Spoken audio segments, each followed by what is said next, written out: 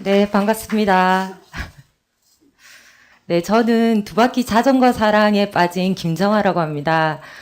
20살 이후로 10월의 마지막 밤에 항상 주님과 함께해서 술자리에 있어야 할 시간에 여러분과 함께해서 정말 영광입니다. 네, 저는 2014년 7월 달까지는 자전거를 못 타는 여자였습니다. 생활 자전거도 못 탔었거든요.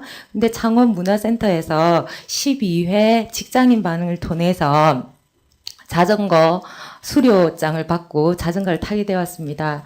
3개월 후에 어느 분의 꼬임에 넘어가서 자전거 출발과 정지도 잘 못하는데 하루에 98km 타는 39사단에서 기장까지 가는 자전거 라이딩을 하게 됩니다. 그래서 김해까지는 간식도 맛있게 먹고 갔는데 낙동강 주변에서 제가 넘어져서 앞니를 다치게 돼요. 이때 저는 참 다행이다 싶었습니다. 앞니가 부러져서 팔이나 다리가 부러졌으면 자전거를 못 타잖아요. 그처럼 저는 자전거를 탈 줄 알게 됐다는 게 참 기뻤습니다. 그 다음에 2015년 7월 달에 무식해서 참석했던 것 같습니다. 250명의 청소년들과 함께 부산과 서울까지 가는 국토순례에 참가하게 됩니다. 이때도 저는 출발과 정지를 자유롭게 잘 하지 못합니다. 제일 앞에 제가 있죠. 제 자전거 실력을 감안해서 대장이 1등 자리에 저를 배치해도 오르막길 한 구간만 지나면 저는 250등으로 떨어졌습니다. 자전거 타다가 죽을 수도 있겠구나 이런 생각을 여기서 하게 되었어요. 청소년 앞에서 울 수도 없고 정말 남몰래 많이 울었습니다. 그때마다 이모 포기하지 마세요 라고 응원해주는 어린 친구들이 저에게 큰 힘이 되었습니다. 그리하여 저는 부산에서 서울까지 완주를 하게 되었습니다. 2015년 여름은 저에게 너무나 가슴 벅찬 그런 여름이었습니다. 그 다음에 2016년에 저는 남편과 다시 국토순례를 떠나게 됩니다. 2016년 8월 달이었는데요. 아마 작년 여름 정말 더웠을 겁니다. 저희는 이렇게 국가대표급 자전거복을 깔맞춤해서 인천 아라뱃길에서 부산까지 두 명이서 같이 자전거를 타고 가게 됩니다. 한강 종주 세대 자전거길 낙동강 종주길 해서 이렇게 타게 됐는데요. 길도 헤매고 해서 한 700km 정도 탔습니다. 저희 부부에게 평생 잊지 못할 좋은 추억이 되었습니다.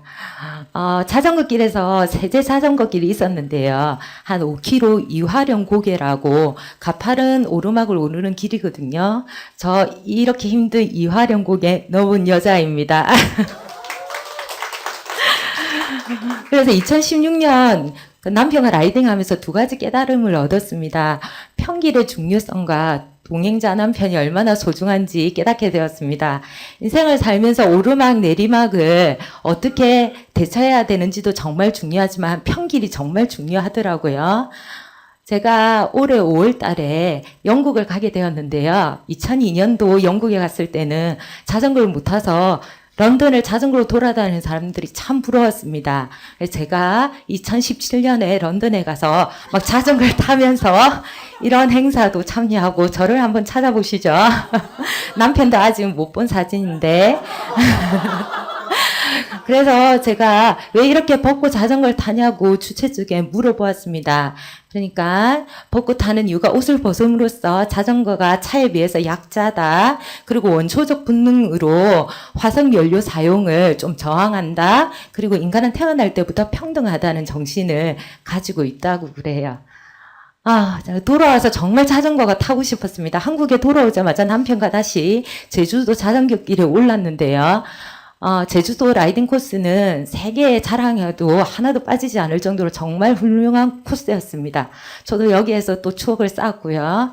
제주도 라이딩에서 저는 이제 조금 출발과 정지를 조금 잘하는 자전거 실력이 조금 향상되었고, 그다음 직진만 하는 게 아니라 주변 경관을 이제 조금 볼 수 있게 되었답니다. 저는 여전히 자전거 초보입니다.